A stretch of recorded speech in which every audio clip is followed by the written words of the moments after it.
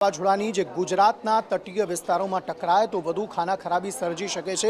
એ શક્તિ વાવાઝોડાની વાત કરવી છે, જો કે દ્વારકાથી હાલના સમયે તો આ વાવાઝોડું જે છે તે દૂર જઈ રહેલું જોવા મળી રહ્યું છે, પરંતુ એવી શક્યતાઓ છે કે તે આવતીકાલે તહીં પરત ફંટાય તેવી પૂરેપૂરી શક્યતાઓ છે અને અલગ અલગ જે દરિયાકાંઠાના વિસ્તારો છે તેને ગમરોળી શકે છે। ગુજરાતમાં અલગ અલગ જગ્યાએ તેની નહિવત અસર જોવા મળશે, પરંતુ દરિયાકાંઠામાં ખાસ એ વિસ્તારો છે કે જ્યાં વધુ વરસાદ વરસી શકે છે, ભારે પવન ફૂંકાઈ શકે છે, દરિયામાં કરંટ જોવા મળી શકે છે। માછીમારોને દરિયો ખેડવાની મનાઈ કરવામાં હાલના સમયે આવી છે।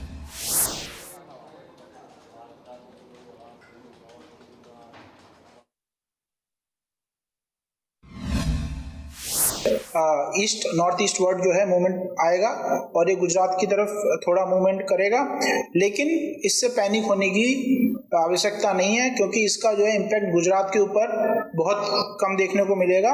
अगर हम बारिश की बात करें इस सिस्टम को देखते हुए, उसमें 8 तारीख को जो है गुजरात के कुछ हिस्सों में जो है एक आध जगह जो है हैवी रेनफॉल देखने को मिल सकता है रिकवर के बाद, जिसमें मुख्य तौर पे सौराष्ट्र के द्वारका, जामनगर, पोरबंदर जो डिस्ट्रिक्ट हैं इसमें एक आध जगह जो है बारिश हो सकती है। 4 से 7 तक जो है मेनली जो हमारा गुजरात है और जो उत्तर महाराष्ट्र का ये लॉन्ग एंड ऑफ और बाकी जो समुद्र है उत्तर पूर्व अरबियन सी है और उत्तर पश्चिम अरबियन सी है, केंद्रीय अरबियन समुद्र है, अरब सागर है, तो सारे के लिए विंड वार्निंग है।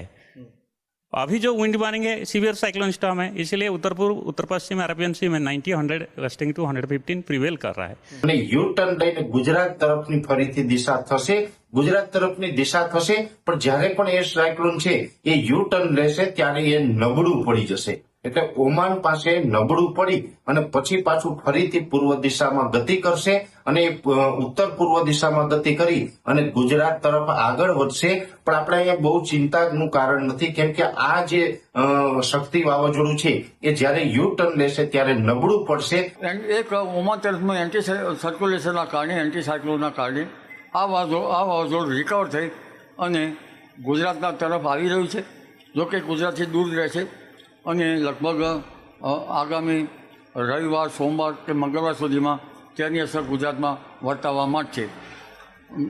આ વાવાઝોડાની અસર લગભગ બહુ ખતરો હાલમાં તો જણાતો નથી ગુજરાત તરફ, પરંતુ વાવાઝોડાની સંતાકુકડી કેવું રમે છે તેના ઉપર આધાર રહેશે।